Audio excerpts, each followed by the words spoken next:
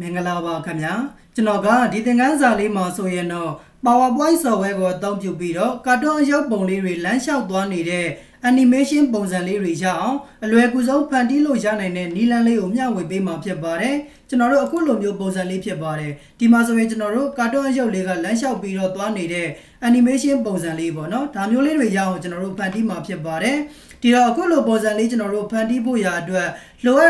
ပ်တာကတော့ကျွန်တော်တို့ cartoon character ပုံလေးတွေလိုအပ်ပါတယ်ဒီတော့အခုလိုမျိုး cartoon character ပုံလေးတွေအလွယ်တကူကျွန်တော်တို့ download ဆွဲချင်တယ်ဆိုရင်တော့ Chrome browser ကနေပြီးတော့မှ cartoon hockey papo png ဆိုပြီးတော့မှရိုက်ရှာပြီးတော့မှအလွယ်တကူကျွန်တော်တို့ download ဆွဲလို့ရပါတယ်ကျွန်တော်ကတော့အခုလက်ရှိဒီရဲ့ပုံလေးက download ဆွဲပြီးသားလေးဖြစ်တဲ့အတွက်ထပ်ပြီးတော့ down မပြပေးတော့ဘူးပေါ့နော်ဒီတော့ animation လေးစပြီးတော့လုပ်ဖို့ရာအတွက်ကျွန်တော်လက်ရှိလုပ်ထားတာလေးကိုကျွန်တော်တို့ကလို့နဲ့ပိတ်လိုက်ပါမယ်ပြီးသွားပြီဆိုရင်တော့ကျွန်တော်တို့စပြီးတော့မှဖန်တီးမှာဖြစ်တဲ့အတွက် PowerPoint software လေးတစ်ချက်လောက်ဖွင့်လိုက်ပါမယ် PowerPoint software ပွင့်လာပြီဆိုရင်တော့အခုမှစပြီးတော့မှကျွန်တော်တို့ slide တွေဖန်တီးမှာဖြစ်တဲ့အတွက် blank presentation ဆိုတဲ့ထဲကိုကျွန်တော်တို့ဝင်လိုက်ပါမယ် blank presentation ဆိုတဲ့ထဲကိုဝင်လိုက်တာနဲ့တပြိုင်နက်ဒီမှာကျွန်တော်တို့ slide လေးတစ်ခုအနေနဲ့ default ကျွန်တော်တို့ရောက်ရှိလာပါတယ်ဒီရဲ့ slide ထဲမှာရှိနေတဲ့ဒီစာတွေကအခုလောလောဆယ်ကျွန်တော်တို့အတွက်မလိုအပ်သေးတာဖြစ်တဲ့အတွက်အားလုံးကိုကျွန်တော်တို့ slide လေးမှတ်မယ် keyboard ကနေပြီးတော့မှ backspace နဲ့ဖြတ်လိုက်ပါမယ်ဖြတ်ပြီးသွားပြီဆိုရင်တော့ကျွန်တော်တို့က animation ပုံစံလေးစပြီးတော့ဖန်တီးမှာဖြစ်တဲ့အတွက်ကျွန်တော်တို့ download ဆွဲထားခဲ့တဲ့ cartoon အရုပ်ပုံလေးတွေကိုတစ်ချက်လောက်ဖွင့်ပေးရပါမယ်ဒါကြောင့်ကျွန်တော်တို့ insert ထဲကနေပြီးတော့မှ picture ဆိုတဲ့ထဲကိုဝင်နေ this device ဆိုတဲ့ထဲကိုဝင်ပါတယ်ဒီထဲကနေပြီးတော့မှကျွန်တော်တို့ download ဆွဲပြီးတော့တင်ထားခဲ့တဲ့နေရာလေးမှာအဲ့ဒီရုပ်ပုံလေးကိုသွားပြီးတော့ဖွင့်လိုက်ပါမယ်ကျွန်တော်ကတော့ဒီမှာ data ဒီထဲက design ပို့ထဲကနေပြီးတော့မှPhotoshop CC Color ထဲကနေပြီးတော့ wallpaper ဆိုတဲ့ထဲမှာ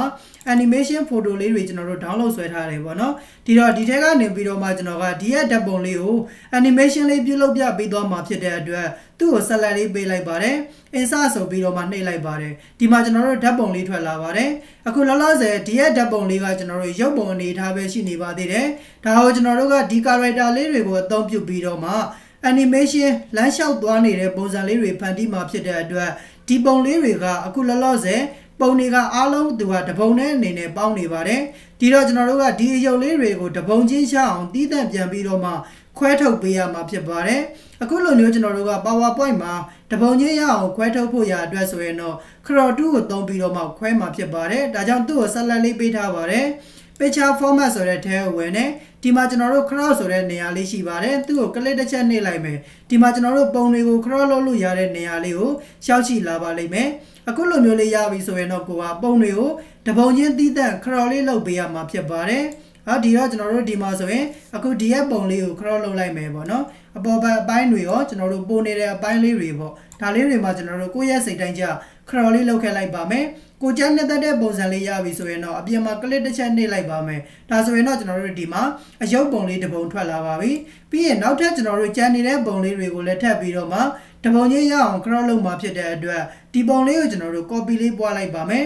PowerPoint မှာ copy ပွားချင်တယ်ဆိုရင်တော့အလွယ်တကူပဲကျွန်တော်တို့ keyboard ကနေပြီးတော့မှ control ကိုလက်ကဖိမောက်ရဲ့လက်ကလစ်လေးနဲ့ဖိဆွဲလိုက်ပါမယ်တက်လေးထွက်အောင်ကျွန်တော်တို့ရှစ်ကိုပါဖိပြီးတော့မှ copy လေးပွားယူလိုက်ပါမယ်အခုဒါဆိုရင်တော့ကျွန်တော်တို့ဒီမှာ copy ပွားပြီးသားလေးရသွားပါပြီကျွန်တော်တို့လိုချင်တာကနောက်ထပ်ပုံတစ်ပုံကိုလိုချင်တာဖြစ်တဲ့အတွက် Ctrl 2ကိုပြန်ခေါ်လိုက်ပါမယ်ဟောဒီမှာကျွန်တော်တို့ကြံနေတဲ့ပုံလေးတွေထွက်ပြီးတော့မှထွက်လာပါတယ်ဒီရဲ့နေရာလေးမှာကျွန်တော်တို့ကရှစ်ကိုလက်ကဖိပြီးတော့မှနောက်ထပ်ကျွန်တော်တို့က character ပုံစံလေးတစ်ခုကိုကျွန်တော်တို့ကရအောင်ဒီမှာပြောင်းလဲပေးရမှာဖြစ်ပါတယ် Ctrl 2လေးနဲ့ကျွန်တော်တို့ကိုလိုအပ်တဲ့အစိပ်ပိုင်းလေးတွေကိုအခုလိုမျိုးလေးကျွန်တော်တို့ပိုင်းဖြတ်မယ်ပေါ့နော်ပြီးသွားပြီဆိုရင်တော့အပြင်မှာ click တစ်ချက်နှိပ်လိုက်ပါမယ်ဒါဆိုအရုပ်လေးနှစ်ခုရသွားပြီနောက်တစ်ခုထပ်ပြီးတော့မှ copy ပွားပါမယ် control ကိုလက်ကဖိရှစ်ကိုပါလက်ကဖိပြီးတော့မှ copy ပွားပါတယ်ပြီးပြီဆိုရင်တော့ကျွန်တော်တို့ Ctrl 2ကိုပြန်နှိပ်ပါမယ်နောက်ထပ်ပုံလေးတစ်ပုံကိုကျွန်တော်တို့ပြောင်းလိုက်ပါမယ်မောင်းနဲ့ပဲကျွန်တော်တို့လွယ်တကူဖိဆွဲပြီးတော့မှရွှေ့လိုက်တာเนาะပြီးပြီဆိုရင်တော့ဒီမှာ click တစ်ချက်နှိပ်မယ်နောက်ပုံလေးတစ်ပုံကိုလည်းကျွန်တော်တို့ copy လေးပွားလိုက်ပါမယ်ဒီနီလန်လေးတိုင်းလေးပဲကျွန်တော်တို့ကပုံတွေကိုတစ်ပုံချင်းရအောင်ကျွန်တော်တို့ crop လုပ်လိုက်မှာဖြစ်ပါတယ် control လေးကိုလက်ကဖိမယ်မောက်ရဲ့လက်ကလစ်လေးနဲ့ဖိဆွဲပြီးတော့ copy လေးပွားယူလိုက်ပါတယ် Ctrl 2ကိုနှိပ်ပြီးတော့မှနောက်ထပ်ကျွန်တော်တို့ပုံလေးတစ်ပုံရအောင်ထပ်ပြီးတော့မှပြောင်းလိုက်မယ်ပေါ့ဟောဒီမှာကျွန်တော်တို့ဖက်နယ်လေးကမပါနေဘူးပေါ့နော်အဲ့တော့ဒါလေးကိုကျွန်တော်တို့ဒီမှာအကုန်လုံးပါအောင်ပြောင်းလိုက်ပါမယ်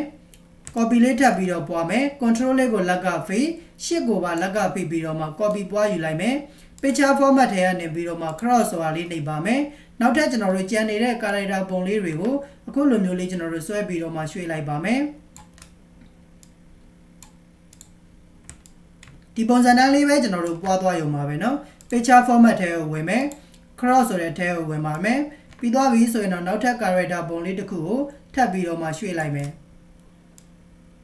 ဒီပုံစံတိုင်းလေးပေါ့เนาะဒါဆိုကျွန်တော်တို့ဒီမှာပုံလေးတွေရပြီကြံနေတဲ့ပုံလေးတွေကိုလည်းထပ်ပြီးတော့ရွှေ့လိုက်ပါမယ် cross လေးကိုနှိပ်လိုက်ပါမယ်ဒီဘက်ဘေးလေးကိုကျွန်တော်တို့ရွှေ့မယ်ရွှေ့တဲ့အခါမှာကျွန်တော်တို့တက်တက်လေးထွက်အောင်ရှစ်ကိုဖိပြီးတော့မှဆွဲမယ်เนาะဒါမှကျွန်တော်တို့ပုံတွေကတပုံနဲ့တပုံကျွန်တော်တို့တန်းလေးဖြစ်မှာဖြစ်ပါတယ် control လေးကိုလက်ကဖိမယ်ရှစ်ကိုပါဖိပြီးတော့မှမောက်ရက်လက်ကလေးလေးနဲ့ဖိဆွဲပြီးတော့ copy လေးပွားလိုက်မယ်ပြီးရင်တော့ကျွန်တော်တို့ cross လေးကိုနှိပ်ပါမယ်ဒီဘက်ပုံလေးကိုရှစ်ကိုလက်ကဖိပြီးတော့မှဒီဘက်ကိုဆွဲရွှေ့လိုက်မယ်ဒါဆိုရင်တော့ကျွန်တော်တို့ပုံလေးတွေကတပုံချင်းတီးတက် cross လုပ်ပြီးသားလေးဖြစ်သွားပါပြီပထမအစောနာဆိုကျွန်တော်တို့ကပုံတွေအားလုံးက download ဆွဲထားလိုက်တဲ့အချိန်မှာဆိုရင်တပုံချင်းသူကတီးတက်ပွားနေတာမဟုတ်ဘဲနဲ့တပုံနဲ့အနေနဲ့ character ပုံလေးတွေရဖြစ်နေတယ်ဒါကိုကျွန်တော်တို့က cross 2ကိုအသုံးပြုပြီးတော့မှပုံလေးတွေတပုံချင်းတီးတက်စီရအောင်ကျွန်တော်တို့ကပွားထုတ်လိုက်တာဖြစ်ပါတယ်အခုလိုမျိုးပွားပြီးသွားပြီဆိုရင်တော့ဒီပုံလေးတွေကိုအသုံးပြုပြီးတော့မှကျွန်တော်တို့ကလမ်းလျှောက်နေတဲ့ကာတွန်းပုံလေးရအောင်ဖန်တီးမှာဖြစ်တဲ့အတွက်ကျွန်တော်တို့ animation ဆိုတာလေးသုံးပေးရပါမယ်ဒါကြောင့်ကျွန်တော်တို့ဆက်လက်လေးပေးထားပါမယ် animation သုံးဖို့ရအတွက်ကျွန်တော်တို့ animation ဆိုတဲ့တက်ထဲကိုဝင်လိုက်ပါမယ်ဝင်ပြီးသွားပြီဆိုရင်တော့ဒီထဲကနေပြီးတော့မှ appear ဆိုတဲ့ animation လေးထည့်လိုက်ပါမယ် appear ဆိုတဲ့ animation လေးထည့်ပြီးသွားပြီဆိုရင်တော့ဒီမှာကျွန်တော်တို့ animation လေးတစ်ခုဝင်သွားပါပြီပြီးသွားပြီဆိုရင်တော့ကျွန်တော်တို့ဒီမှာနောက်ထပ်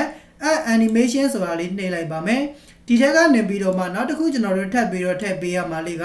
disappear ဆိုတဲ့ကျွန်တော်တို့ animation လေးထပ်ထည့်ပေးရမှာဖြစ်ပါတယ်ဒီမှာဆိုရင်ကျွန်တော်တို့ animation 1 နဲ့ 2 နှစ်ခုဝင်သွားပါတယ်ပထမတစ်ခုကတော့ appear ဆိုတဲ့ animation လေးထည့်ထားပါတယ်နောက်တစ်ခုကတော့ကျွန်တော်တို့က disappear ဆိုတဲ့ animation လေးထည့်ထားတာဖြစ်ပါတယ်ဒီတော့ဒီရဲ့ပုံလေးမှာထည့်ထားတဲ့ animation အတိုင်းနောက်ကပုံတွေပါတစ်ပြိုင်နဲ့လိုက်ပြီးတော့မှထည့်ဖို့ရအတွက်ပထမပုံလေးမှာဆက်လက်လေးပေးပါမယ်ပြီးသွားပြီဆိုရင်တော့ animation တက်ထဲကနေပြီးတော့ animation painter ဆိုတာလေးကို click တစ်ချက်နှိပ်မယ်နောက်ပုံလေးကိုကျွန်တော်တို့ click တစ်ချက်နှိပ်လိုက်ပါမယ်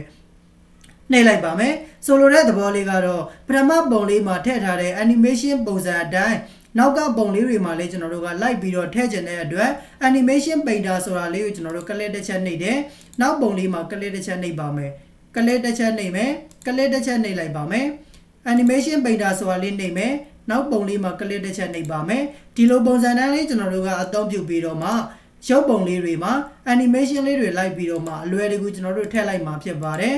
်အခုဒါဆိုရင်ကျွန်တော်တို့ကပုံရဲ့ character တွေအားလုံးမှာ animation လေးတွေလိုက်ပြီးတော့မှထည့်ပြီးသွားပြီဖြစ်ပါတယ်အခုလိုမျိုးလေးထည့်ပြီးသွားတဲ့အချိန်မှာဒီပုံတွေအားလုံးကိုကျွန်တော်တို့ဆက်လက်လေးပေးလိုက်ပါမယ်ဆက်လက်ပေးပြီးသွားပြီဆိုရင်တော့ကျွန်တော်တို့ဒီအပေါ်မှာရှိနေတဲ့ timing group ထဲမှာ on click ဆိုတာလေးဖြစ်နေပါတယ်ဒီရဲ့နေရာလေးမှာကျွန်တော်တို့က after ဆိုတာလေးကိုရွေးလိုက်ပါမယ်ရွေးပြီးသွားပြီဆိုရင်တော့ကျွန်တော်တို့က animation ဆိုတဲ့တက်ထဲကိုဝင်မယ် animation pan ဆိုတာလေးကိုကျွန်တော်တို့ click တစ်ချက်နှိပ်ပြီးတော့ဖွင့်လိုက်ပါမယ်ဖွင့်ပြီးသွားပြီဆိုရင်တော့ဒီမှာကျွန်တော်တို့ animation ထည့်ထားတဲ့အရုပ်ပုံလေးတွေမှာထည့်ထားတဲ့ animation လေးတွေအားလုံးကျွန်တော်တို့ကဖြစ်နေပါလိမ့်မယ်ဒီရဲ့နေရာလေးမှာကျွန်တော်တို့က click တစ်ချက်နှိပ်လိုက်ပါမယ်တစ်ခုချားစီလိုက်ပြီးတော့မှဆက်လက်လေးပေးရပါမယ်တစ်ခုချားဆက်လက်လေးပေးဖို့ရအတွက် keyboard ကနေပြီးတော့မှ control လေးကိုလက်ကဖိ click တစ်ချက်စီလိုက်ပြီးတော့မှနှိပ်လိုက်ပါမယ် click တစ်ချက်စီလိုက်ပြီးတော့နှိပ်မယ် keyboard ကနေပြီးတော့မှ control ကိုလက်ကဖိထားပါတယ်เนาะ control လေးကိုလက်ကဖိပြီးတော့ click တစ်ချက်စီလိုက်ပြီးတော့နှိပ်လိုက်တယ်နှိပ်ပြီးသွားပြီဆိုရင်တော့အပေါ်မှာရှိနေတဲ့ timing ဆိုတဲ့ group ထဲမှာ delay ဆိုတဲ့နေရာလေးမှာကျွန်တော်တို့က 0.25 လောက်ကျွန်တော်တို့ထားကြည့်လိုက်ပါမယ်ဒါလေးထားပြီးသွားပြီဆိုရင်တော့ကျွန်တော်တို့ play on နဲ့ကျွန်တော်တို့ဒီမှာ play ကြည့်လိုက်မယ်ပုံကကျွန်တော်တို့အခုလိုမျိုးလေးလမ်းလျှောက်ပြီးတော့သွားနေပြီဖြစ်ပါတယ်အခုလက်ရှိကျွန်တော်တို့ပုံကလမ်းလျှောက်သွားနေတဲ့အချိန်မှာအရန်မြန်နေပါတယ်ဒါဆိုရင်ကျွန်တော်တို့ကနောက်ထပ်သူ့ထက်ပိုပြီးတော့မှကြာချိန်ကိုတိုးပေးရတော့ပါမယ်ဒါကြောင့်ကျွန်တော်တို့ဒီရဲ့ပုံလေးတွေမှာတစ်ခုချားစီလိုက်ပြီးတော့မှအစောနာကလိုပဲ control ကိုလက်ကဖိပြီးတော့မှ click တစ်ချက်စီလိုက်ပြီးတော့နှိပ်မယ်ဆက်လက်လေးကျွန်တော်တို့ပေးလိုက်ပါမယ်အခုလိုမျိုးလေးဆက်လက်ပေးပြီးသွားပြီဆိုရင်တော့ delay ဆိုတဲ့နေရာလေးမှာ 0.25 အနေထားဆိုရင်တော့ကျွန်တော်တို့အရန်ကိုမြန်နေတယ်ဒါကြောင့်ကျွန်တော်တို့ 0.5 လောက်ကျွန်တော်တို့ယူလိုက်ပါမယ် ပြီးရင်တော့ကျွန်တော်တို့သူ့ကို play all လေးပြန်ပြီးတော့နှိပ်ကြည့်လိုက်ပါမယ်အခုဒါဆိုရင်တော့ကျွန်တော်တို့ပုံလေးတွေကအခုလိုမျိုးလေးဖြည်းဖြည်းချင်းသွားနေတဲ့လို့ပုံစံလေးတွေကျွန်တော်တို့ရရှိသွားမှာဖြစ်ပါတယ်ဒါကတော့ကျွန်တော်တို့ PowerPoint software ကိုအသုံးပြုပြီးတော့မှကာတွန်းအရုပ်ပုံလေးတွေလမ်းလျှောက်သွားနေတဲ့ animation ပုံစံလေးတွေရအောင်အလွယ်ကူဆုံးနဲ့ဖန်တီးလို့ရနိုင်တဲ့နည်းလမ်းလေးဖြစ်ပါတယ်အားလုံးနားလည်လောက်မယ်လို့ထင်တယ်ဒီရဲ့သင်ခန်းစာလေးက presentation တွေပြတဲ့အခါမှာဆိုရင်လည်းကိုအသုံးပြုတဲ့လိုမျိုးအသုံးဝင်တာဖြစ်တဲ့အတွက်ကိုယ်တိုင်နားလည်သဘောပေါက်အောင်လိုက်ပြီးတော့မှလေ့ကျင့်ပေးဖို့လိုပါလိမ့်မယ်အကယ်၍ကိုယ်တိုင်လေ့ကျင့်တဲ့အခါမှာမရတဲ့နေရာလေးတွေရှိတယ်ကျွန်တော်သင်ပေးတာနားမလည်လိုက်တဲ့နေရာလေးတွေရှိတယ်ဆိုရင်လည်းကျွန်တော်ကိုပြန်ပြီးတော့မှမေးမြန်းပေးလို့ရပါတယ်အကယ်၍ကိုယ်တိုင်လေ့ကျင့်ပြီးသွားပြီကိုလည်းအမှန်တကယ် PowerPoint ကိုသုံးပြီးတော့မှအခုလိုမျိုးကာတွန်းရုပ်ပုံလေးတွေလမ်းလျှောက်သွားနေတဲ့ animation ပုံစံလေးတွေကိုကိုယ်တိုင်ဖန်တီးတဲ့နေပါပြီဆိုရင်တော့ဒီသင်ခန်းစာရဲ့ comment လေးမှာ DONE done ဆိုပြီးတော့ရေးခဲ့ပေးပါအောင်ခင်ဗျာဒါမှကျွန်တော်သင်ပေးတဲ့သင်ခန်းစာတွေကိုဘယ်သူတွေကတော့အမှန်တကယ်လိုက်ပြီးတော့လေ့လာနေပါတယ်လေ့ကျင့်နေပါတယ်ဆိုတာလေးတွေကိုကျွန်တော်ကိုယ်တိုင်လည်းသိရအောင်လို့ပါအခုဒါဆိုရင်တော့ကျွန်တော်ဒီသင်ခန်းစာလေးကိုဒီမှာပဲရှင်းနာလိုက်ပါမယ်အားလုံးအဆင်ပြေကြပါစေခင်ဗျာ